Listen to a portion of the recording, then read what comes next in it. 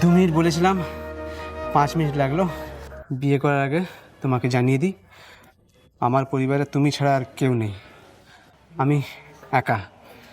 আর coaching পড়াই, টুকটাক ব্যবসা করার চেষ্টা করছি। তো তুমি ভেবে দেখো, তুমি আমার সাথে সারা জীবন থাকতে পারবে কি পারবে না, কারণ আমার নিজের জমি জায়গা কিচ্ছু নেই, ভাড়া বাড়িতেই থাকি। তুমি ভেবে দেখো, এই কম খরচার মধ্যে তুমি কি আমার সাথে সারা জীবন থাকতে পারবে? নিশ্চয়ই পারবো। মালাটা পরিয়ে দাও। আসলে কি বলো তো, আমি প্রতিবন্ধী নই। আমি অ্যাকচুয়ালি আমার আশেপাশের মানুষদের পরীক্ষা করার জন্য এই প্রতিবন্ধীর মতো করে চলতাম।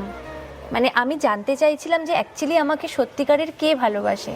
তো আমি তোমায় পেয়েছি, আর তুমি সত্যিই আমায় খুব ভালোবাসো। তোমায় পেয়ে আমি সত্যি খুব খুশি। জেনে খুবই খুশি হলাম যে তুমি প্রতিবন্ধী নও।